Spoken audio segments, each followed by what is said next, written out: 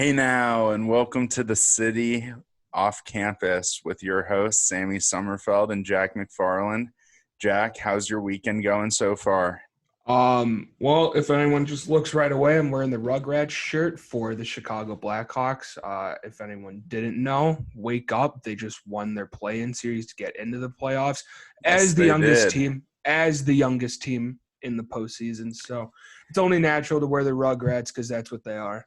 And don't forget the fact, too, that the Blackhawks are also the worst team in history to make the playoffs. Yeah, no, it's I think Duncan Keith was on the Spit and Chicklets podcast, and he just said we're just excited to be a part of this Yep. because they were playing well at the end of the season before the pandemic hit, but they were nowhere near playoff contention at all. Everyone was just like, "Oh, Hawks are done. Let's see if they can get a good pick, maybe."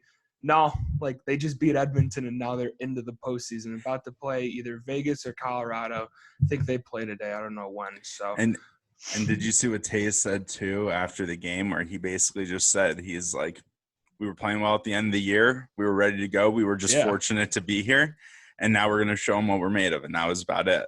Oh, and And, it's even better to see Taze's play on the ice. Just that oh, game-winning yeah. goal where he set up Kubalik like a baby, just fed him like a baby bird. It was awesome. He is what are he and Kane? Are they 30? They're 31, 32, I think. 31, 32.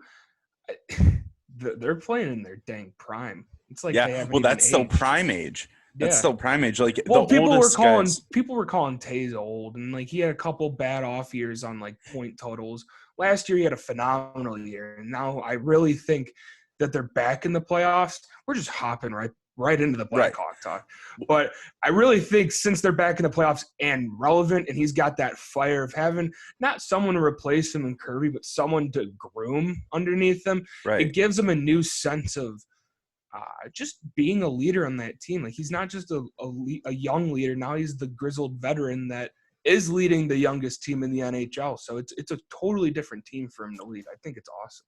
Well, the two, factors that I think are huge are one, the fact that when him and Kane won the first cup in 2010, they were the young guys who were just absolutely phenomenal, but Yeah. they had nothing to even really prove at that point just because they were 2-3 years in the league, like, just kind of coming up, and they were just in the excitement of what the future was going to be for the Blackhawks. But then with this team, you look at the draft picks on the team where they have a bunch of first round picks where they've been in those guys' shoes, but now they're the vets. But the thing that's interesting about it is they're still young doing it. Like, they won 3 cups in their 20s, which is insane, So to look at where they are, they still have, this time where they're still the core of the team, but they're going to be the transitional piece where if they show these guys how to win, those young guys are going to carry them to more potential cup victories. So that's kind of the interesting balance there. Plus, And like you referenced Taze's post game interview, I think I remember one of the questions he got asked was how it feels just to have younger guys like Highmore or Doc or Boquist, the defenseman, just to have guys like that who are younger playing in their first playoff series, but they're taking the load off of those superstars like exactly. Taze, Kane, Young Todd, legs. Keith. All those younger guys are just playing above their level right now because they've never played at the in playoff hockey. So it's awesome to see them measure themselves against this type of competition and succeed. Beat Edmonton 3-1 at Edmonton against a historically good power play with. Hold on. In game 4, the Hawks had like 6 or 7 penalty kills. It was Yeah. ridiculous. They kept taking the dumbest penalties going into period. So then they would open up the And the next period with boarding a, penalty all right, with yeah. Well, Brinket. DeBrincat, I can get why he did it. Like, just in the heat of the moment, trying to be hard hockey, but he skated around and he knew he was in total trouble right when he did it. But Highmore, it was at the end of, I think it was the first period, and it Yeah. was after he scored his goal, and then he got a penalty before they went into the second, and I was sitting with my grandparents, and I looked at them, I go, he is going to get torn apart. Like, he just scores a goal and then takes a penalty against McDavid and them to go into the second. Granted, they killed it off, but no harm, no foul. You don't want to have to put McDavid and those guys in that position. You can't do that later in the playoffs. So the Hawks definitely got to clean it up because they had too many penalty kill opportunities or power play opportunities to let up. So, but they looked really good anyway, trying to kill penalties. I thought a fun factor of the game too is I thought the Blackhawks had an edge going into their 2 quote unquote home games because of the fact they were in the Oilers locker room. Like, how demoralizing is it where you are put into the junior team's locker room, but it's your home? Yeah. Like, when do you ever become a visitor in your home stadium? And I think being put in that position too, where you're just completely moved out of your comfort zone. Now, granted, it's the bubble, it's a neutral site and stuff, but still, with your stuff everywhere, the Oilers logos, the Blackhawks covered it up. They were, to me, if I was a Blackhawks player, I'm like, we just took their home. Like, this is our house. Like, that's what you're saying going into the game. So are you inferring that McDavid and the rest of the team are kind of mental midgets and that it was a really big psych out for them to not be in that same locker room, to just be in the smaller one with probably smaller stalls, one bathroom stall that they all had to share? Yeah, I mean, kind of. I mean, fair. I think it's a small factor, but like you look at Iowa with the pink locker room, like, makes a difference. That's awesome. I think that's awesome. So I just think it's a little demoralizing because of the fact where, like with the NBA, like home is, for most teams, home is everything. But like with the NBA, like locker rooms are so different. Yeah. And the same thing with football. But like with hockey, like with this situation, with everybody spread out in different situations where you would think like the Oilers have a little bit of advantage. They're at home. Like they can just have a little bit of a comfort level of everything that they're used to. And then you still get moved out of it. And it's the slightest move. But when they showed the junior locker room and the big league locker room, there is a difference. Like there's a difference. I didn't get to see a picture of the. No, they did it during the game. They did a live feed in between. I guess in between periods. I don't know, picking my nose or something. I didn't see it. Mowing lawns or something. Who knows? Who knows? But I thought that was funny. But that goes into what? Let's go into the meme of the week first, and then we'll go into the biggest. Should I share my celebration? Screen? Should I share? Yeah, share your screen. I will show it right here. Okay. So this is what got me going yesterday. So a salad. Like anything can be a salad? Is that what we're saying? I don't see any like colors on that square. So is anything a salad? Toast. Is pizza toast? I said that in my tweet.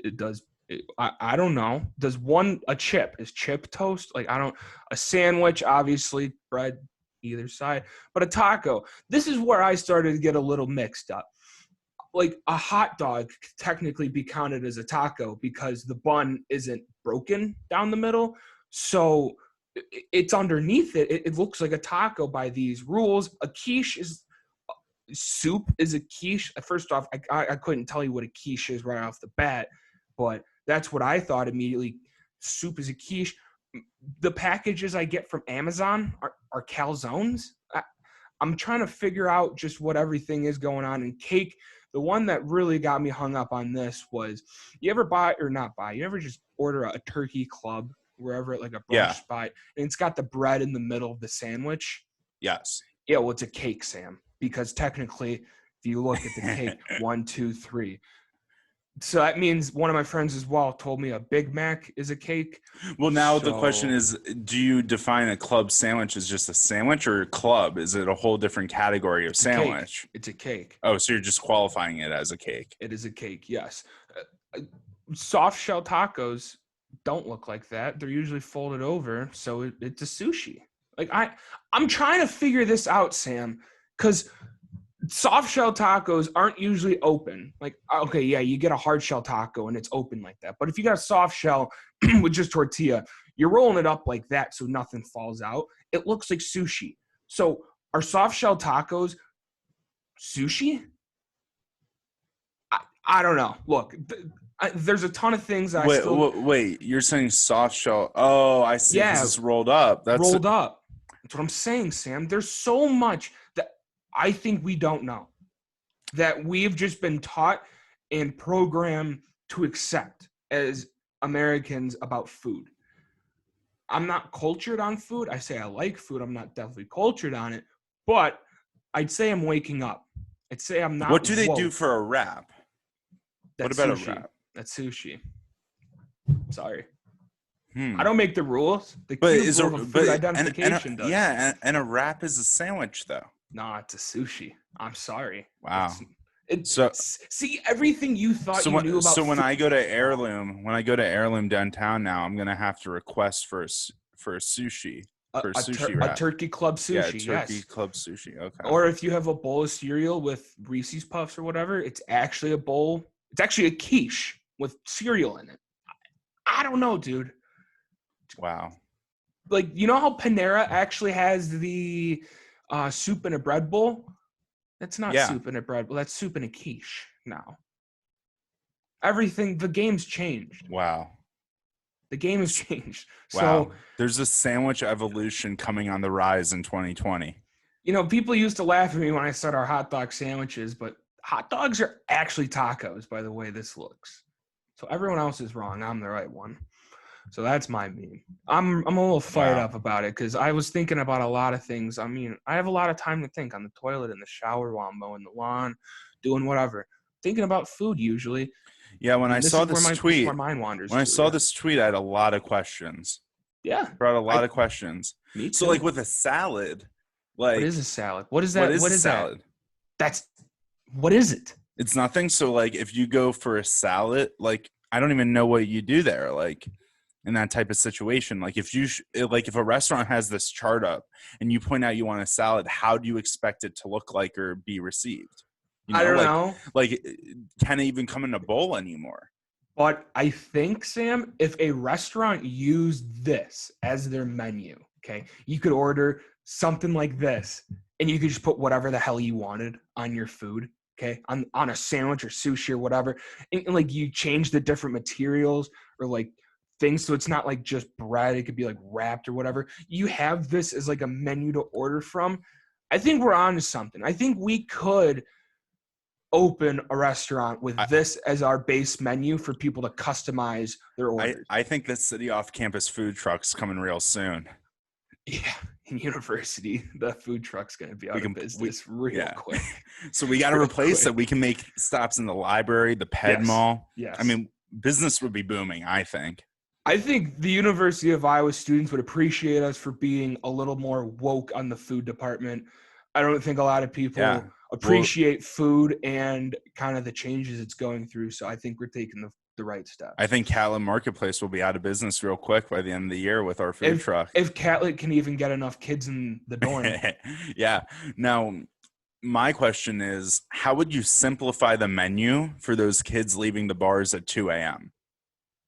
Oh, you have preset things made. So I mean, like with this menu, if we need to simplify it because they might be a little disoriented. Okay. How do we simplify the cubic rule menu for them? Well, I'm leaving this. They're going to have to get over this picture. I'm not changing this. If they come in and they're smashed and they look at sushi. No modifications. No. But I'll say that we'll have pre-made things. Like not pre-made things, but things on the menu that are already like order, like specials. Okay. You can get a grilled cheese sandwich or a turkey club wrap, like I said, that's actually sushi, or your turkey club that's actually cake. I don't know, man. I haven't thought about it that much. I didn't even think I was going to get to the business part of this. I didn't know this was Shark Tank. I didn't know I had to defend my business opportunity right now. You got to perfect the elevator pitch. In order for this menu to be successful in Iowa City, I think next show you got to come up with a 1-minute elevator pitch to give the viewers. Yeah, you're right. I probably should. At this point, I don't know why I didn't have it figured out. It's just kind of ignorant of me. Yeah. I should have just figured.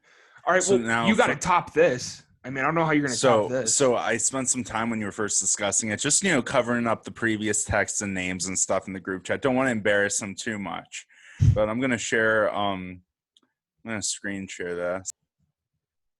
So as you can see, got a lot of censoring going on. I because you know what, he went on a little rant before that.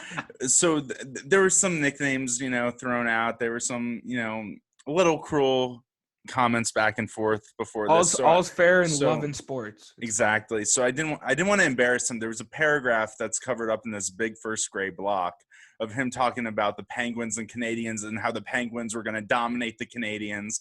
And after the Canadians beat the crap out of the Penguins the last few games, didn't want to put them on full blast. Yeah. But back 2 weeks ago, before the whole bubble thing started for the NHL for the playoffs, my hot take, but true take, was the 12 seeds were going to beat the 5 seeds. Amen. That's March Madness. That's just you. That's you being trained by March Madness. The numbers showed 12s usually beat the 5s. I like that. Yeah. So I was following March Madness. Wow. Smooth. You've been out of sports for a while, I can tell. It's been a hot minute. As I was following March Madness protocol, and I was explaining to my cousin Doofus, that's what he will be called for this segment, Cousin Doofus, or the family likes to call him Doofy. That's what everybody else likes to call him too. He says to me when I made this take, now count your chickens before they hatch. And I think in terms of hockey, biggest meme of the season so far. Penguins out, Oilers out. Great way to start the playoffs. And what I said, I was going to show this screenshot too, but didn't get a chance to take it. The first thing I said after this win was, now Doofus, count your chickens before they hatch. And it was a great way to celebrate the Blackhawks playoff win. So that's my personal meme of the week. Poor guy. Oh, yeah. Girl, I don't even know who Doofus is. So Doofy is kind of special in terms of his or her hot takes. Doofus tends to struggle with coming out with takes that actually ever are true. Every diehard Pittsburgh fan, I'll give them credit. They don't have an NBA team, so not a real true sports city in my opinion. You mean no when did NBA he become team? A Penguin fan? Was it when For life. Crosby was drafted? For life. Okay. For life. So Crosby has been there the entire time he's been a Penguin fan.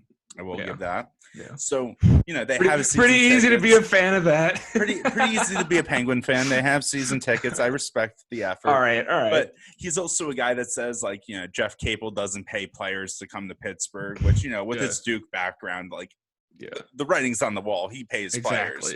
And then he's also, a huge Steeler fan, which is easy because, they won 2 Super Bowls within his lifetime. So, there's not much to not like about the Steelers besides AB and Le'Veon Bell drama, but that's a whole other discussion. And Big Ben has had an eventful offseason, one where he didn't even play and was preparing to come back. But didn't he say it he had a porn addiction or something?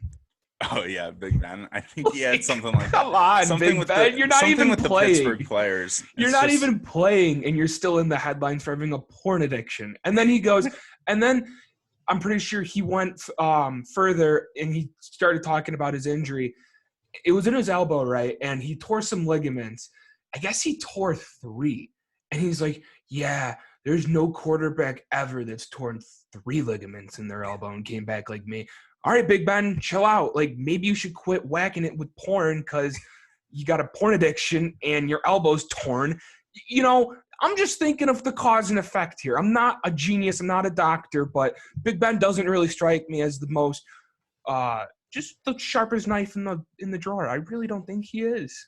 Yeah, and the last thing that Doofy does that, aggravates anybody who's a sports fan, he's the type of guy that says with Pitt basketball and Pitt football that every year they're going to be great. But then what happens? They're awful.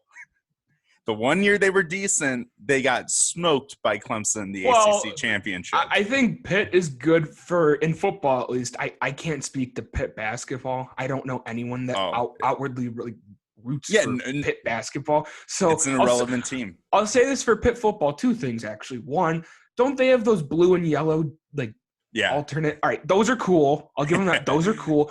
The other are they thing better than black and gold, though, for the Hawkeyes? No, but they do give one top 25 ACC team a scare every year. They give one. But other than that, it's like maybe they'll have a James Conner, Aaron Donald. They're come like the off their team. Pistons of ACC football. Yeah, Pistons and they always have give one one or guy. two teams a tough time, like really good teams during the season, and then they go nowhere. I'm pretty sure they had a lineman touchdown recently, and within the past couple of years, they had a great play. I judge how much I like a program if I don't have an opinion By on the them. highlights. Not by the highlights, by how they treat their offensive linemen. Because a Oh. lot of teams have it out to make their O-linemen look like athletes and have like nice plays. Like Cincinnati, I'm pretty sure has a couple O-line touchdowns in the past 5 years. That's good. That's good for the brand. But see, a program like Notre Dame doesn't need to do that because all they do is run the ball. So Yep. catering for their O-linemen right Pound away. the rock. Amen. But besides that, I mean, what Jack brought up about Big Ben, we definitely couldn't have done that on the radio.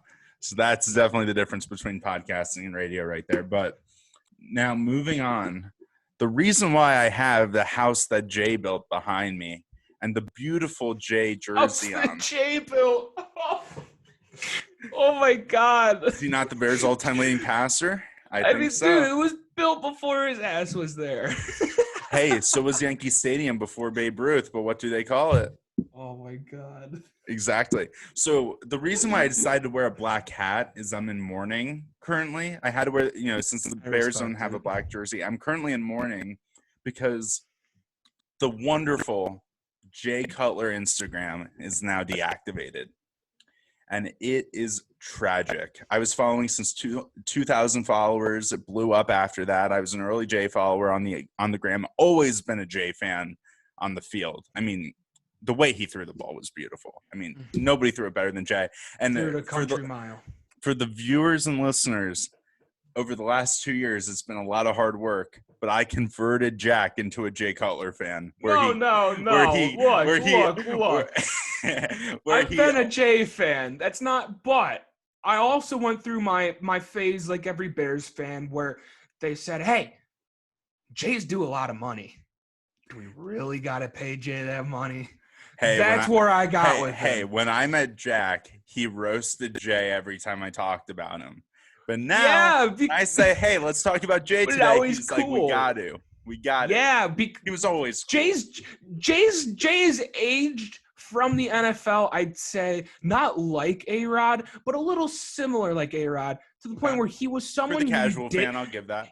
You didn't root for Jay to do great. You rooted for Jay to mess up because he just loved those mannerisms of him just going, "Are you fucking me on the field?" But when Jay was on the Bears, you wanted him to succeed. On the Dolphins, I couldn't care less. But once Jay left, and he was on his now ex-wife, her show. I don't even remember what her show's name was. Very Cavallari. Thank you. Very Cavallari, Calamari, whatever. She made Jay look. I mean, not she made Jay. Jay looked hilarious. Like Jay was just a dry humor asshole to people. Unbelievable. It was awesome. And then they had their falling out. And because of that, Jay needed to maintain a brand. And he just went on to Instagram and everyone fell in love with the guy. And the chickens just reaffirmed why everyone loved the guy, because he was making that some great content, but also genuinely cared about those chickens' well-being. So it was great to see Jay as Kyle Long's gone on the record and called Jay not the best leader, but a good leader. Amazing leader. Not the best. Amazing leader. But I will say Jay has made leaps and bounds with the way he was leading those chickens from death. I'm proud to say I am a Jay believer if he ever makes the comeback. Jay loyalist. I think maybe segueing into the conspiracy theory. Now, before the conspiracy theories, I want to talk about how tragic the day was when I discovered the account was deactivated. I want to make some comparisons. Yeah. I'll make some comparisons with that. So for me, there are only two things that compare to how awful this day was when I go to look and I first accused Jack of unfollowing Jay on the city Instagram because I honestly thought he did it to mess with me. Yeah. I would. Yeah. But it turned out that Jay deactivated the accounts for some reason. Yep. So the feeling of loss I had, I almost wanted to host a Jay Instagram funeral on my Instagram Live to commemorate the day, to give it a proper burial. But the only 2 days and moments of time where I felt this level of sadness was one, when D Rose got hurt and tore his ACL in the playoffs against the Sixers in garbage time. That is the first day. And two, the day the decision was made and that D Wade and LeBron were not coming to Chicago. The death of Bulls basketball right there. Any hopes and dreams of a championship, those are the only 2 days that can be as worse or even more worse than the death of Jason. And actually, one more I'll throw in there. When the Bears cut Jay Cutler and signed Mike Glennon, I told everybody that was a mistake. Yeah. And everybody's like, no, he's just going to be a holdover guy. Like, it'll be good. It was. And then look, For like and then look 6 at who we games. have. Yeah, then look at who we have with Mitch. It's just Well- Mitch and Nick Foles. Well, Jay would have led us to a Super Bowl that year. I think We wouldn't have needed really Parkey to quick. kick the ball. I think really quick we should just dissect the series of decisions that were made after Jay was let go. Okay. We go. Jay let go. Sign Foles or not Foles. Wow, I wish. Sign Glennon. All right, and then Glennon's there. We trade up for Mitch, Yep. and then Glennon plays like 4 games, gets pulled. I don't even know if it was 4. Might have been like 2. Whatever. Mitch goes in. Fox throws him to the Wolves. Mitch looks Right. terrible. We come back. We run it back with Nagy. Mitch looks, all right. Yeah. And then after that, we bring in no one because we still have Daniel. Except for Eddie Pinheiro. Eddie's whatever. But then we bring in Foles to now battle Mitch. So we went from wanting Jay gone because he was being paid too much to trading up for Mitch and now being on that 5th-year option bubble, on the bubble of paying him a lot of money, but Or then, losing him for nothing. right, which is I'm sure plenty of people are fine with that. But then they gave a pickup for Foles. I think Foles deferred some money, so he's not being paid everything he was due. For like the last 2 years, I think. Right. So that just means that's just relevant if Foles stays. So Right. this is a clusterfuck. Yep. Ever since Jay left, in all honesty, the offense has kind of been in a little tailspinish. Jay was the last, I'd say, I don't know what to even call him. Powerful arm. He was Potential he was star the face of the quarterback. offense. He I'll was say the that. face of the franchise. He was a quarterback that can be Yeah. the face of the franchise and had the potential to be. But he didn't even want to be face. He just Right. had to be. Right. He just had. Same thing with like his ex's show. He didn't want to be the face of the show, but Chase took the show because of how damn funny he was. And how That's just the boring guy his he wife was. I think it says a lot about Jay. You know, the best leaders are the ones that don't want to be the leader. And every time we look in life, that's just been Jay. I'm going to say 2 things about the situation with quarterbacking with Jay. One, when he came into a hard situation too because they were desperate for a quarterback and they were ready traded for him. Yeah. But also, too, I think the guys on that defense just did not want a guy to come in and be the automatic leader of the team when you have guys like Urlacher, Tillman, Briggs, who built up leadership within that organization. Yeah. That the attention was kind of being turned away from the defense, trying to make it a more offensive team, despite Lovie Smith being a defensive coach. But then the other thing, too, is I always said that they should have done this, and this is what the Colts should have originally done when the whole Manning Luck situation happened, was give the current quarterback, face of the franchise, a year to guide and coach up the young rookie. So keep Jay for a year, see how it plays out with, Fox or the new coach or whoever, see what happens because they were kind of building up an offensive line and stuff at the time. And they had Jordan Howard, who was a Pro Bowl running back at the time. And then what you do is you hand over the keys to the rookie, or if he's not ready yet, sign him to another 1-year extension for a cheaper amount. So not paying him 20, 30 million, but pay him around 15, and then send him off into the sunset, into retirement, because that's what would have happened. But Jay had that itch to go to Miami, and he beat New England. Not that New even England an itch to win. go to Miami. The itch to Oh, go he to had an the itch booth. to go to the booth. And then Yep. for whatever freaking reason, he got the itch to go to Miami. He didn't even look like he wanted to be there. He just secured a bag. He wanted to be a Bear. He wanted to be a Bear. He secured a bag. But I want to go back to what you were saying about the defensive leadership of the Bears not necessarily wanting Jay to take over. Yeah. Urlacher hated him. And I can see that because, you look at that 2005 Super Bowl team, and it was led by Rex Grossman, who was one of the worst statistical quarterbacks. He couldn't throw in the rain. Ever to lead a team to a Super Bowl. That defense was the identity of that team.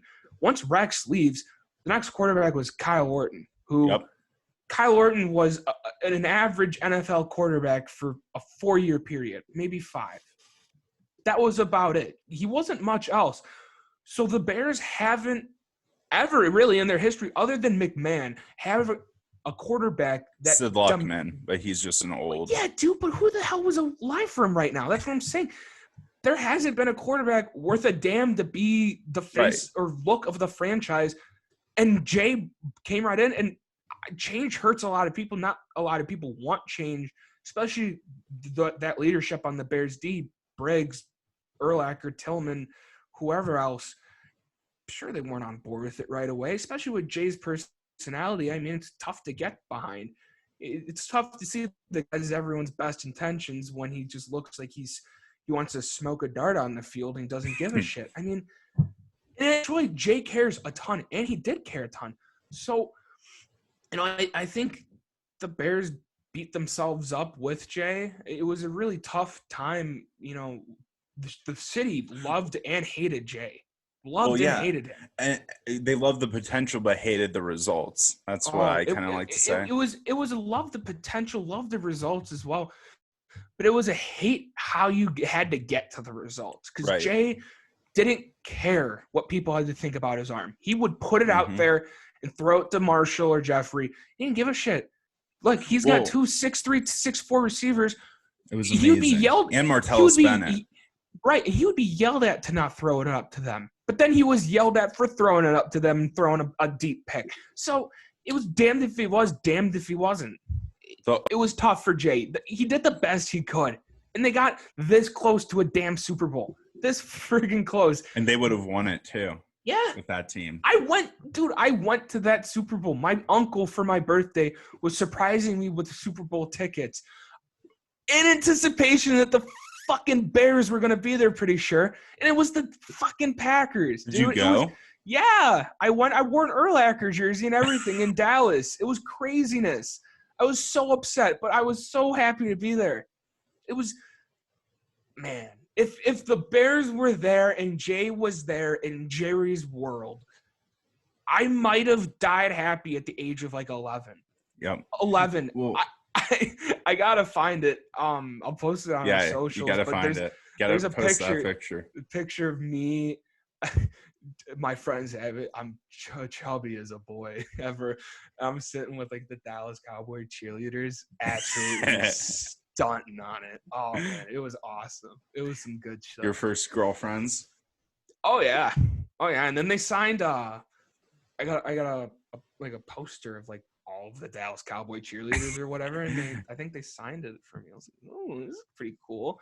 But yeah, that was about it. No, but for me, like what's tough about it when you look at the Jay era as the quarterback of the Bears did a bad job of timing the transitions because they were trying to become a more offensive team as Urlacher and Briggs and all them kind of were phasing out. Because if you look at Jay's prime, he was a Pro Bowl quarterback in Denver right before he came, but he still had a lot of growth and a lot of development, and he didn't have the offensive weapons when he first came to Chicago.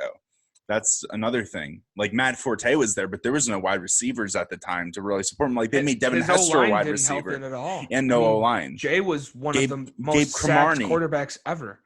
Gabe Cremini or whatever was his. Gabe Carimi was the softest, like baby shit O-lineman ever. Oh my God. That was his star O-lineman. Oh my God. So when you look at the team, they had the defense, they didn't have the offense. Then when they did, Urlacher and Briggs were getting hurt all the time. So that didn't help the situation. Yep. Then when they're kind of phasing out, you have Jay, Marshall, Alshon, Martellus, Matt Forte, Chester Taylor, whoever else.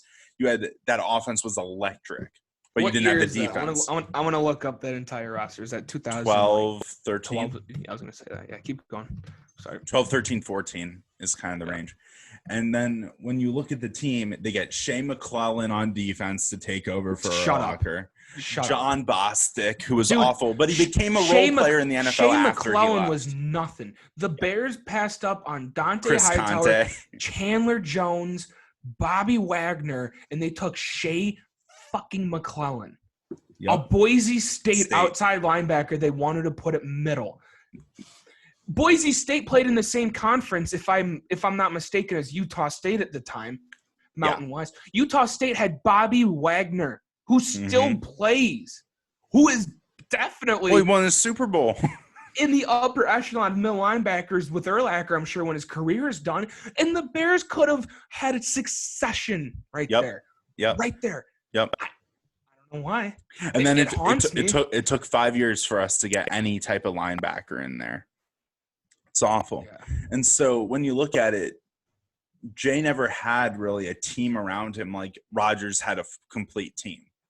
Rodgers had the receivers for years. He had the defense. He had the whole well-rounded team to go with his arm, where certain points he could carry the team. But Jay never had a defense that could compete as high as the offense, or an offense that could compete as high as the defense. So that's why I've said for the longest time too, if he had the O-line with that Marshall, Martellus, and Alshon lineup with Forte, they would have been unstoppable. Even if the defense wasn't as good, he didn't have the O-line. He had Kyle Long coming up, and that was it. Yeah, I'm looking and that's at where it's the biggest roster what right if. now. I'm looking at the roster right now, and we're talking about around like 2014. So the starters were Cutler, Forte, Alshon, Marshall, Bennett. Their O-line was Jermon Bushrod, who was not bad. He was pretty okay. He was solid. Michael But he Ola, got hurt a lot. he was a rookie, wasn't great. Garza, who was 35 at the time. He was Kyle getting Long, they moved Garza second to year. center too. Yeah. Garza wasn't And originally then a center. Jordan Mills, who was a 5th-round pick, who He was awful. was not good. So that O-line's not great, but you go to the defensive side. They have Lamar Houston, who tears his ACL celebrating a sack. Stephen Paye, who they let walk too quick. He set up a bench press record at the combine. Great nose tackle. You let him walk. Jared Allen, who's 15 years too late on his career. Right. Lance Briggs, who's 34. I could But probably run quicker than him at that time. And he DJ was getting Williams. hurt. Yeah, he was getting really hurt. DJ Williams, who nothing. He was Shea a big McClellan, disappointment. nothing. And then your secondary is Tim Jennings, who's on the tail end of his career, had no interceptions. Rookie Kyle Fuller, great bright spot, but your safeties are trash. Yeah. Ryan Mundy and Chris Conte. Yep. Chris Conte was awful. This team it had the weapons, just not the grit, I think. Right. There The was grit of the Bears 2, 3, grit. 4 years before that. And that team in 2014 was, guess who? Mark Trestman's team. So they were terrible. Then they go to John Fox. Their O-line, Charles Leno, Matt Slauson, Hornus Grasu gets Matt hurt. Slauson was a huge disappointment because he was a great lineman. I liked Matt Slauson. He was good because he could play. He played guard and center. He played for Grasu once he got hurt. And then they had Vlad Dukas, who was trash. And then they put Kyle Long at tackle, which is a terrible experiment. Yeah. So bunch of bad decisions just plagued the Bears all over during the Cutler era. There was glimmers of hope and definitely 15 a lot was of chances. Cutler's best year with Gase. That was his best year. Yeah, definitely. Well, But the then, O-line like, there was probably that. the best It was for a while. 2014 or 2015 where they had the season where they had Week 17 against the Packers, and that was to go to the playoffs. Oh, that's when. And they were winning the game, Yeah. the entire game with 3 minutes left or whatever. And then Rodgers hits Devontae Adams with like nothing left in the game, and then the Bears lost. Was that the Chris Conte blowing the coverage? Yeah. That was Randall Cobb. I don't want to talk about it. Yeah, it was. Oh, yeah, it was Randall Cobb. The guy's a Bears killer. Yeah. So it's just with that. So now going into the conspiracies. The conspiracy I have lined up is linking the 2010 NFC Championship game where Haney and Collins avoided the blame or anything. It was all Jay quitting on the team, being on the bike, the whole thing. So I think they got a little jealous that Jay was kind of getting this sudden fame and that people actually enjoyed Jay now, or maybe in the future when they look at that game, they're going to be like, hold up. It's not Jay's fault, actually. It's Haney and Collins' fault. So I think they kind of conspired together, reached out to Instagram, kind of said, listen, Jay's content, extremely offensive to chickens everywhere. Animal cruelty, even though he's trying to help the chickens, we don't support it.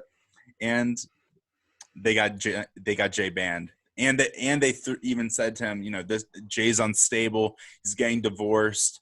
He's just, he might have slept with his wife's best friend. Like, who knows? And they just are calling him out, and they're making up fake news about Jay. And I think that's what got his account deactivated. Personally, I think they're just worried Jay's getting too beloved by the country. What's your take, Jack?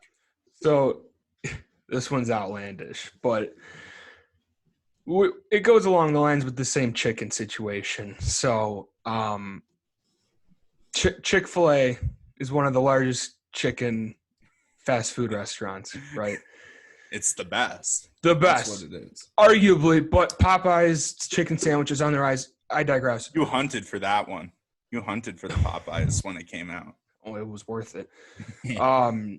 So obviously Chick-fil-A has a lot of sway, I'd say, in America at this time. It's all driven by money. Money is power. Chick-fil-A's got the money. Obviously what Jay was doing with the chickens was bad for the brand, bad for chickens. So I think Chick-fil-A has kept up the motto of no, we're not open on Sundays. And since Jay usually thrived on Sundays, Chick-fil-A said, hey, we're going to close Jay down. Ooh. So they closed his Instagram down. They shut his voice. I think like that one. Chick-fil-A is trying to censor Jay Cutler. I don't know why. Jay tried his best to keep those dang chickens alive for Chick-fil-A to harvest. I don't know. You know what? Rather than eat more chicken, I think Jay was kind of saying, let's love more chicken. And I don't know if Chick-fil-A was – I thought Jay was a big chicken advocate. Yeah. But what Chick-fil-A could have said too is, hey, Jay played in Colorado and Chicago. Those are beef states. We can't stand the beef. You know what? That's what he represents, and he's helping chickens right now. Yeah. You know what? He's saving chicken lives. That's taking away from business. We got to tear him down. It's a hunch. I'm not saying it's true. Yeah. They could be a part of cancel culture with this conspiracy idea. I would not rule that out of the picture. Plus, is Jay religious? I am not sure. I wouldn't. He doesn't strike me as the religious type. And Chick-fil-A's owner, I think, is rather religious. Always closes down on Sundays. So it's just another avenue for him to attack him. Look, that's a good one. I really do believe it. I really do. You know what? You sold me. That argument really sold me. I respect it. So now moving over to some football action away from Jay Cutler. So the Big Ten has been doing a lot of announcements about how they're handling the season, and the Big Ten coaches meeting, president's meeting. So I'll let you go into the president's meeting after I bring up the coaches meeting.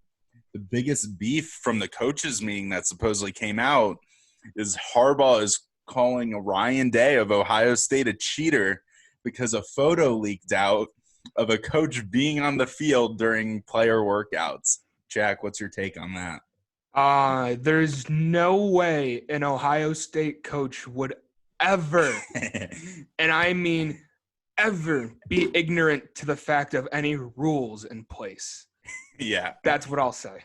Well, my favorite thing about it is the fact that Harbaugh has the guts to call Ryan Day out after Ohio State blew them out at the Big House 56-27. You'd think he's 0 for 5 against Ohio State. You'd think you would stay in your lane at that point, but Harbaugh's a loose cannon. I think Harbaugh's biggest issue is like it's been 5 years he hasn't beat Ohio State, and I think he just realizes no matter who he recruits, no matter what type of Florida practices he has or any Italy trips he takes the team on, it's not going to help them overcome Ohio State. So I think what he's basically counting on is his friend coronavirus helping him out, and these new pandemic rules helping him, cheat his way to a Michigan-Ohio State victory.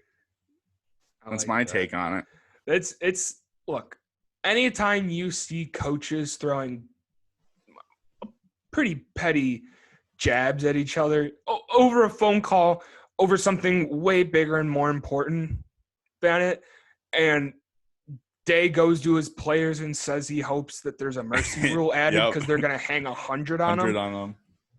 That's some good shit. That's what we need, because sports has been. But I wish they were the opener now. So at least if there's one game of the season, yes, that's the obviously game. Everyone wants it to be the opener. So if it gets canceled, we've seen it, but it's good for the rivalry because maybe Michigan's gonna be relevant now because they've been getting owned by Ohio State. Ryan Day just said he wants to hang 100 on you. Not even that he wants to. He says his team is gonna hang 100 on Michigan. You don't say that in a rivalry game unless you really think you're gonna do it. Michigan better wake up. It's go time with Ohio State. Ryan Day is all business. Jim Harbaugh reaching out there and doing that. Total football guy move, but I mean, you have no grounds to stand on. So and it's funny. Weird decision. It's funny because one season, Ryan Day has only been a head coach for one season, and he has the swagger of a coach. He's got that Ohio State. Like Ohio State is like the Duke of college basketball. Straight up. Without the championships. And the coaching staff. In recent years.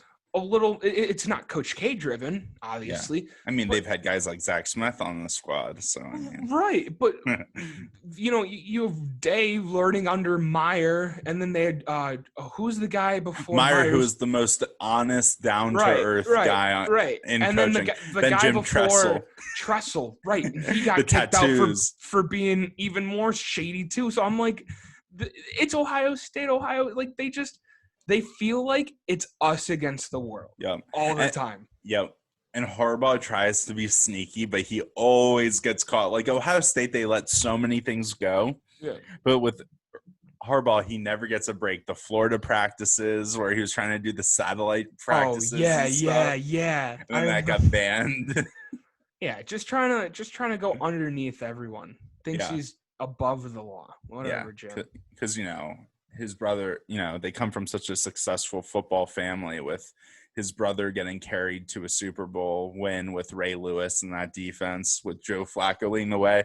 And Kaepernick took over for Alex Smith and carried Harbaugh to a Super Bowl. I forgot. That team. I forgot. Can you imagine if Harbaugh won a Super Bowl and then what he'd be like at Michigan? I don't think he would ever go back to Michigan.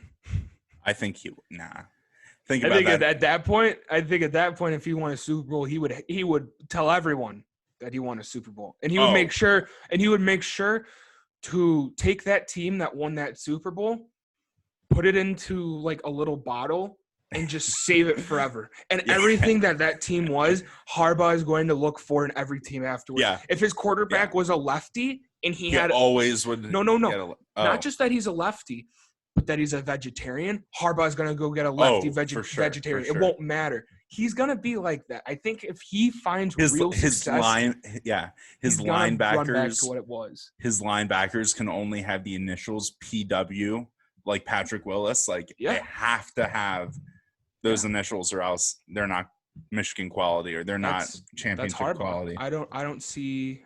Yeah, but. Harbaugh is gonna have a little issue right now with the rules being put in place by the Big Ten. So the presidents had a conversation today. Pretty sure it was a big conference call, and the decision was that teams will not be allowed to go to like full pad practices. They're still going to go helmets only. Trying to limit the contact between players, so no protective equipment allowed at this time. It's a very Big Ten, I wouldn't say it's a Big Ten. It's a very college athletics move to announce a schedule and generate so much excitement for an upcoming season and have student athletes on campus working out, getting ready. And make students come back because they think they can go to games. Right. Like Iowa announcing they'll have 10 to 15,000 fans. And then after that announcement, then the presidents have a meeting today and they said, oh, it's a rapidly evolving situation. Everything is so fluid. We don't know if we can allow the padded practices right now, but you have to play in like 5 or 6 weeks.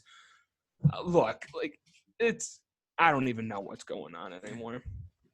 The two takeaways I have from that are, one, I don't know if you saw Aaron Donald's comments about the helmet masks. Oh, I know you've talked a lot about the masks. But what did he say? He basically said he's like, there's no point in them. He's like, I want to breathe. Like, he's like talking about the difference between the face shields and stuff. There's he's basically calling it bogus. Room. He's calling it like a fake protective thing, basically. Let me see if I can find the guy from LSU who had it.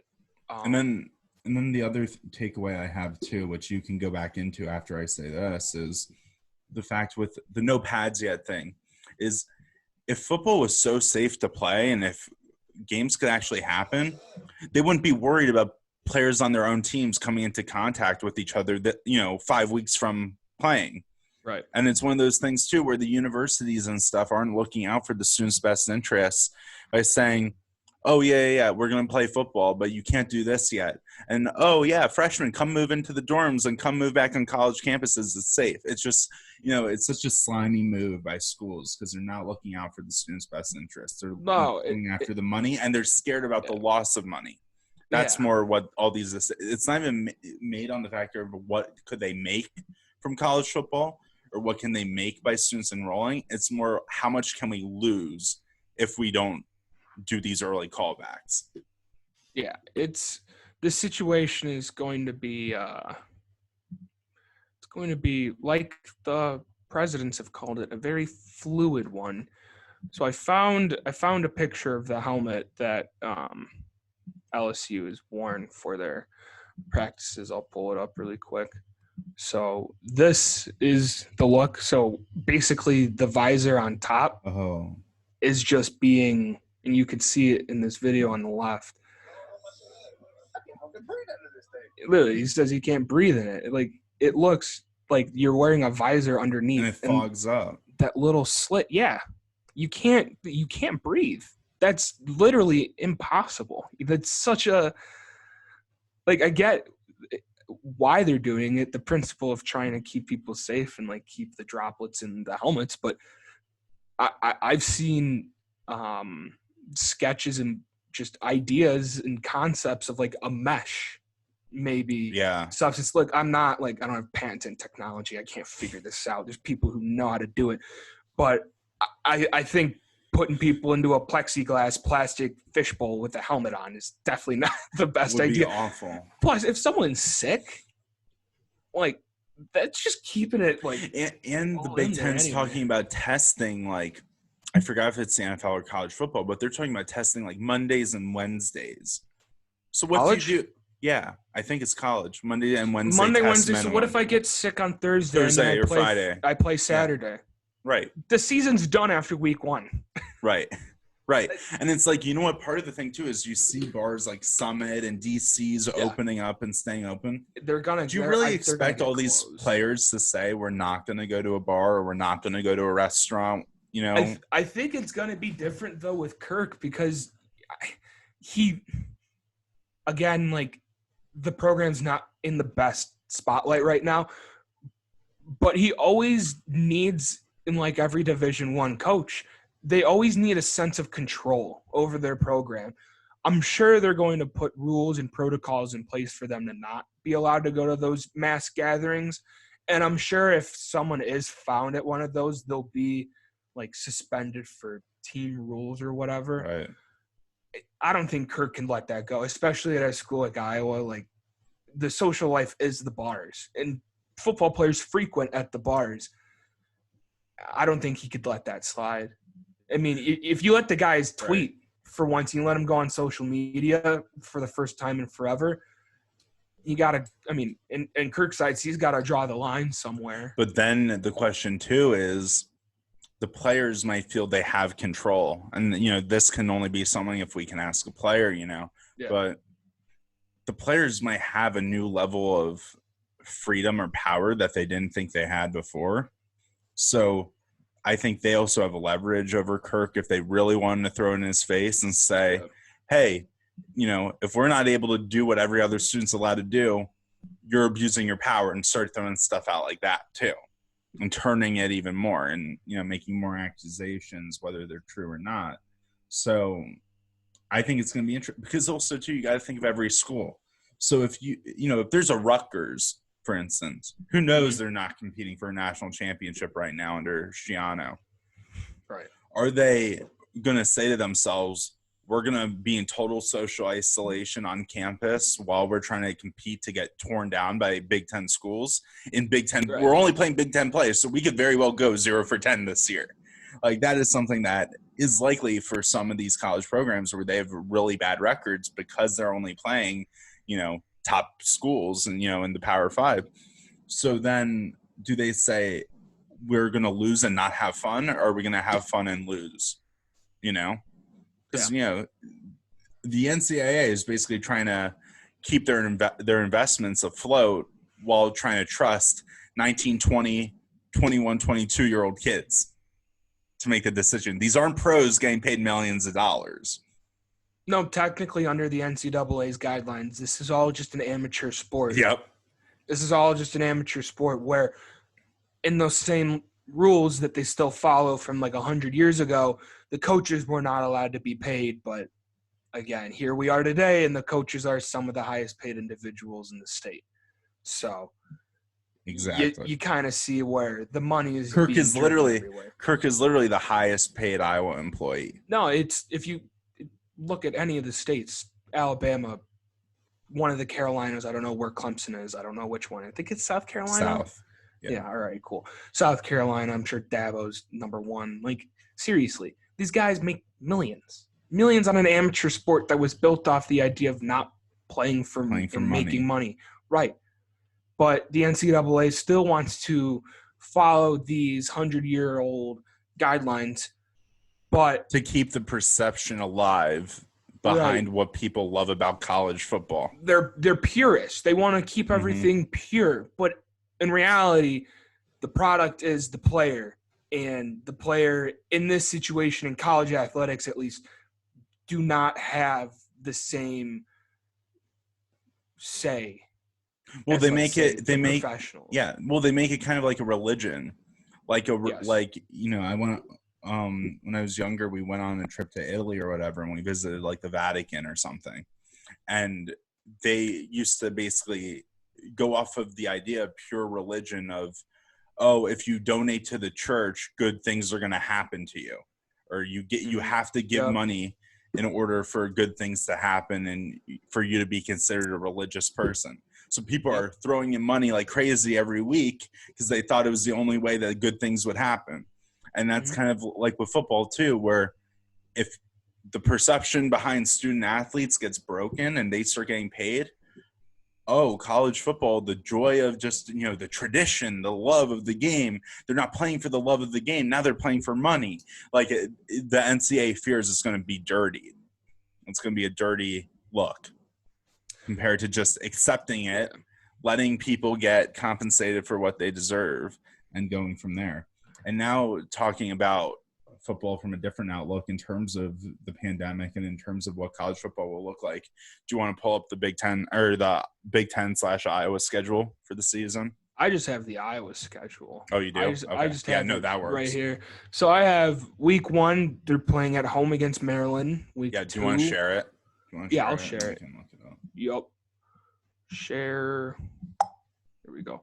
All right. So we got Maryland week 1 at home, Purdue at Purdue, Minnesota at Minnesota, Nebraska at home, Northwestern at home, Illinois at Illinois, Penn State at Penn State, See, the difference I forget is like I look at Penn State and I go, holy shit, we're gonna get rocked. But that's Right, but not there's no fans. that's not 100,000 people at Penn State. Yep. I forget that. Michigan State at home, Wisconsin at home. That's a nice game. And then Ohio State at Ohio State. See, Ohio State, I think, can make and break our season. Yeah. You know? So I'm gonna go through win.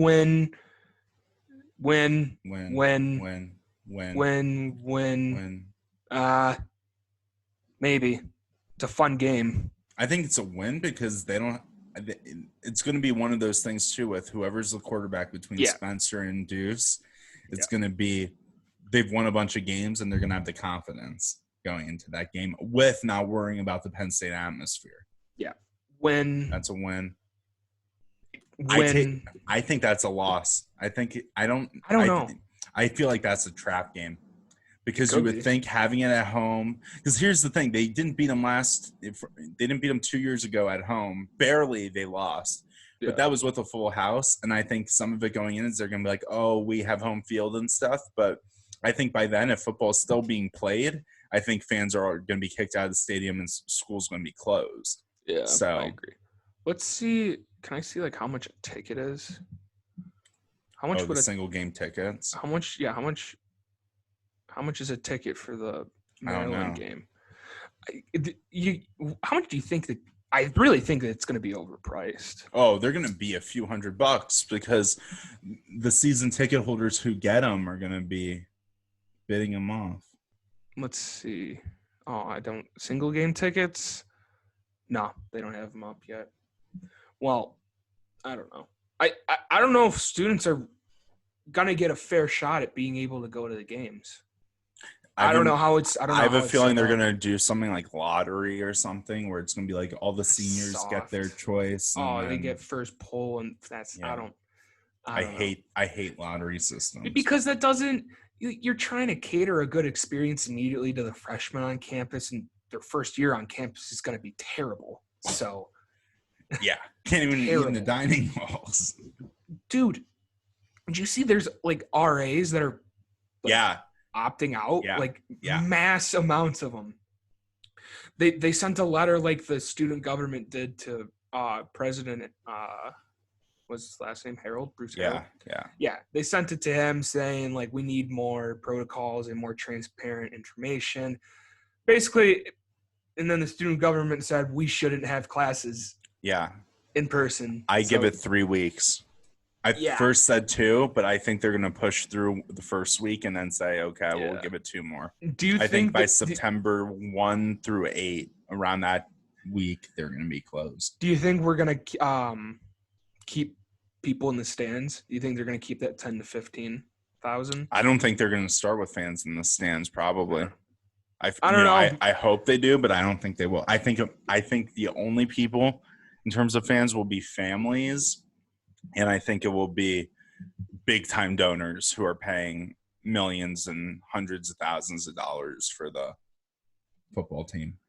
I ask because in the state of Iowa, they're different with how they do their high school baseball. They play their high school baseball after the school year finishes, so they'll start in June rather than like April. Oh, May. Really? And so what they did in Iowa was they started it on time. They allowed people at the games, fans. They had to social distance, I'm pretty sure. I don't know if masks were required, but everyone was like, it was I don't know if it was business as usual, but it was damn close out of all like the high school sports. So then the state championship series comes around, and they were playing at Principal Park where the Iowa Cubs play in Des Moines. And they had a bunch of people in the stadium, Sam. But they had them. I'm gonna see if I can find the picture. Were they like spread out, or how'd they? Yeah, they had them spread out, but they had it.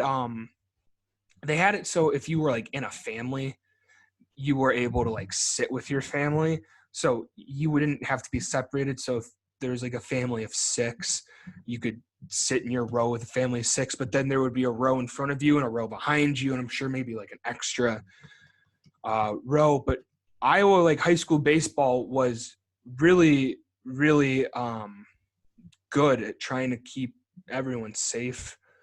Here it is. It says some COVID stats. The Iowa high school baseball season is now ended, the only state where high school sports have taken place since the pandemic. 94% of the teams were unaffected. 96 of them finished their season. All of the infections were reportedly mild, and fans were allowed all season. Wow. So that's why I'm just curious to see if Iowa's going to keep, because obviously like the high school baseball's already set a benchmark for the residents of the state of Iowa that it can be achieved on a smaller level, but this is, University of Iowa athletics. Obviously it's a different animal, but Kinnick can hold nearly 70, 80,000. You put 10,000 in there, maybe even 5,000. I'm sure it works. But like you said earlier, it all comes down to the money, and that's what drives all of this. They really don't want to lose money. They're trying to find the most ways they can to save money.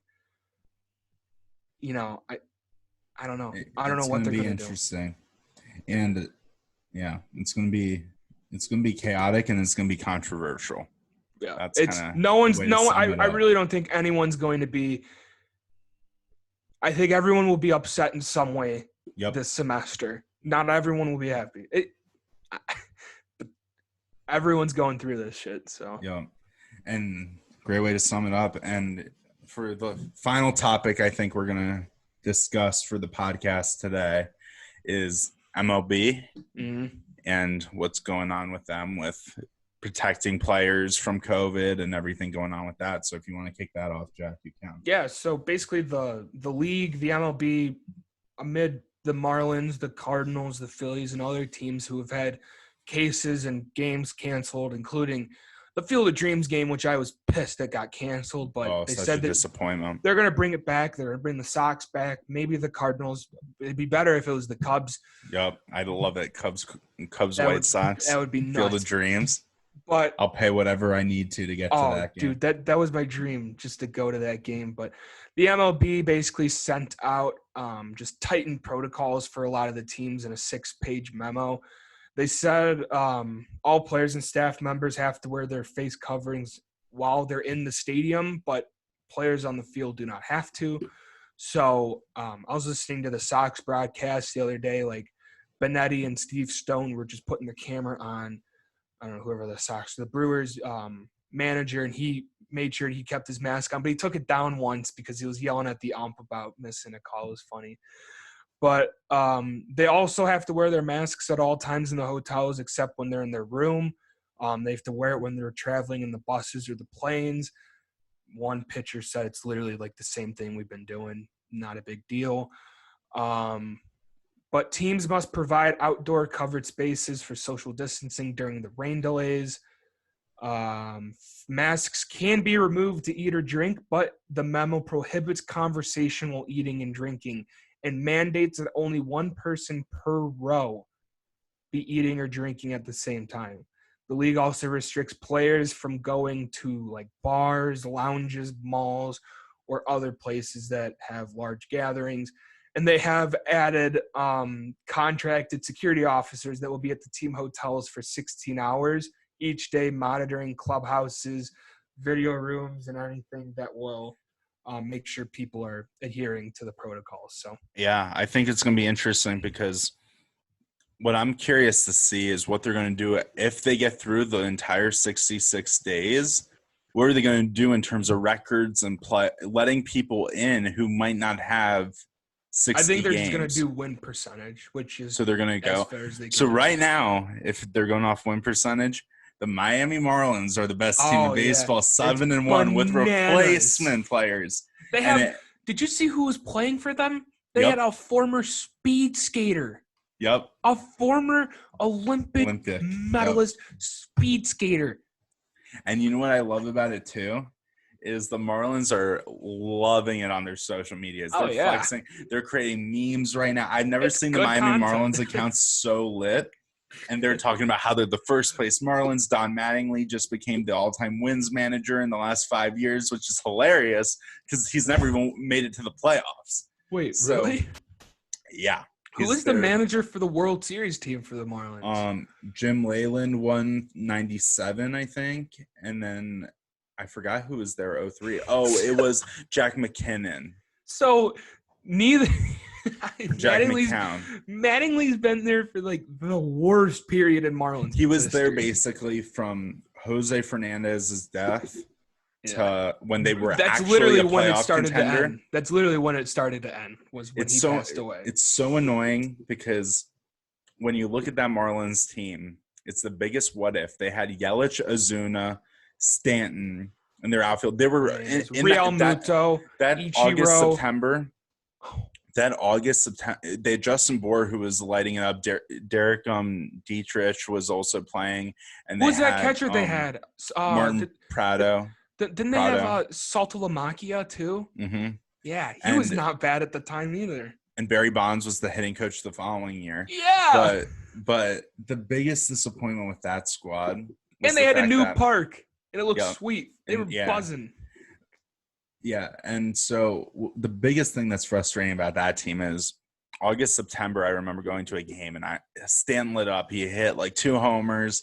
I forgot who it was against, but he hit one like right to the corner, almost hit the foul pole. It was awesome. Yeah. And it was such a disappointment because you felt the buzz. Like, you felt the playoff buzz. Like, okay, these boys are making a run. They were 5 games back, and they have an ace pitcher. Like, they're doing something. They had AJ Ramos, who was in the bullpen, who was an amazing closer at the time. So they had the pieces, and they were 1 or 2 pitchers away from, like, giving the Cubs and, like, those teams at the time, like, real trouble. And that happens. Oh, and they had D. Gordon, too, in the infield. He was the second baseman, speedster.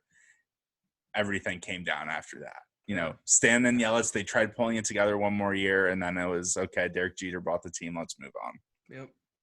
And Don Mattingly was, you know, proving that the Dodgers shouldn't have gotten rid of him as a manager, and it's a baseball tragedy. And then, you know, now talking currently, so you have the Marlins who are 7-1 right now because of the pandemic and stuff. But right now, Chicago Cubs 10-3 with Darvish the other day pitching 7 whole innings, which isn't you Darvish normally for the Cubs, and only giving up 1 run. Absolutely beautiful. And on top of that, if you convert it, I have to be that guy. If you convert it to a regular season schedule, the Cubs are like 27-6. Dude, if we convert this to a regular season schedule, the Sox played like 30 games in a row on the road. They had like 7 games on the road, and they won 6 of them, I'm pretty sure, which is damn impressive. But they need to go on the road. Nobody's going to. Tim's hurt. He needs to come back. Yeah, you guys can't stay healthy. You guys got to get a new training staff, honestly. Dude, no, I don't know what it is. I mean, Rodon had Tommy John. He just came back, and now his shoulder's sore. Tim pulled his groin, pulling on it when he was hitting balls. I don't know. He didn't even hit a home run, so he shouldn't be pulling his groin. Abreu hasn't looked great. I mean, he leads the team in RBIs almost, but he hasn't looked awesome. Abreu looks awesome defensively, though. He's still unreal. Madrigal separated his shoulder sliding into third. What the hell is that?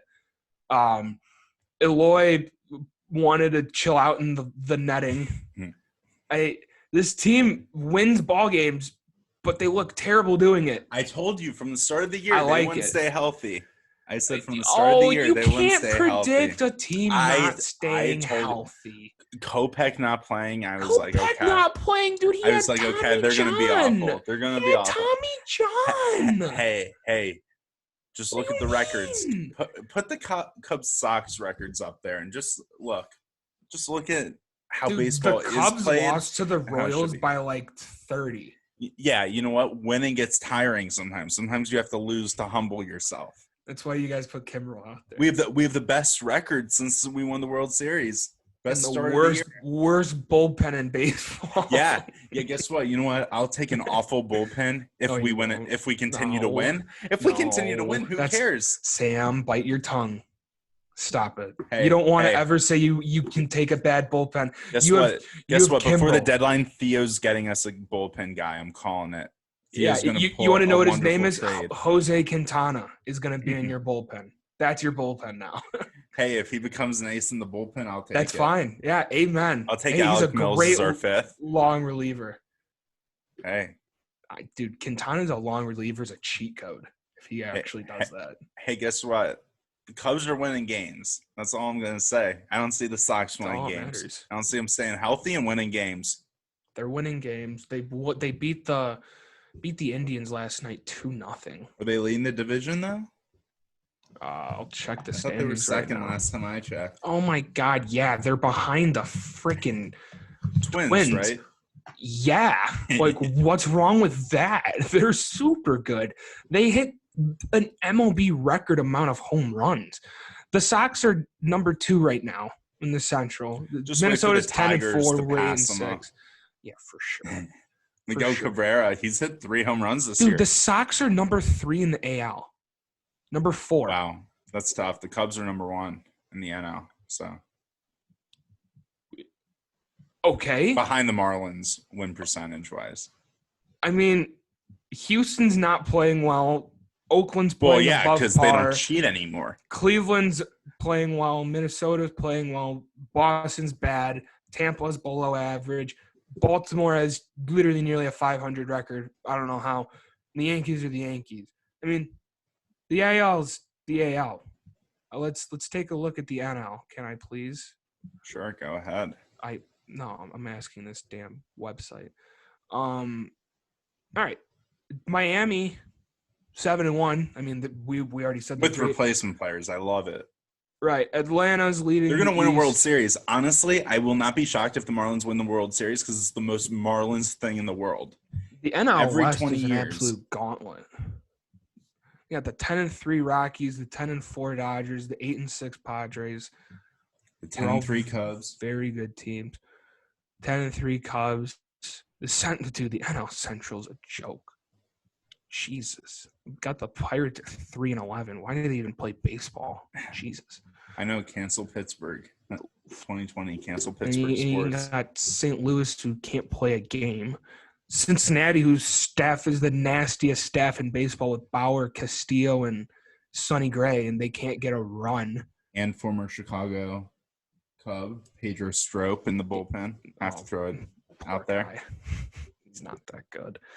And the Nationals look like trash. Like, I don't know. No one looks great in baseball other than Except the for teams the that are Cubs. positive. Except for the the Cubs. Teams that are above 500 look good, and the teams below 500 look like shit. I mean, what else did we expect from a shortened training camp? And until the Sox start losing, which is bound to happen, then you're going to say teams below 500 are looking great. They're just not hitting their potential. That's what you're going to turn it into. That's not going to happen. That's not going to happen.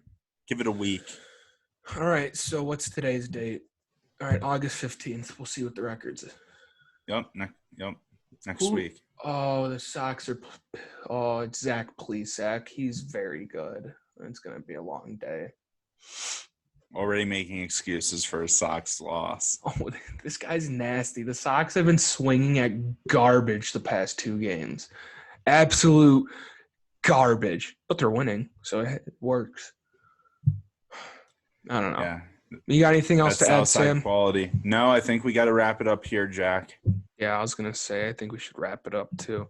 All right, guys. Well, obviously, we're going to get into a rhythm of this when we probably, get school started and everything. We're still getting everything hammered away from the summer going into the school year right now. So Still chilling off campus. Yeah, still chilling off campus. But once we get all moved in and everything's all good, we will get content hammering out for you guys. But for the next episode, you could expect it for Thursday? Wednesday? Tuesday, Monday? Wednesday. Tuesday. You expect it Tuesday. And then, yeah, we'll just let you know. And we might have a special guest on, too. We might have a special guest. Keep your eyes open. I don't know. We're not going to hint anything or anything, but hint. Yeah. All right. We will see you guys later.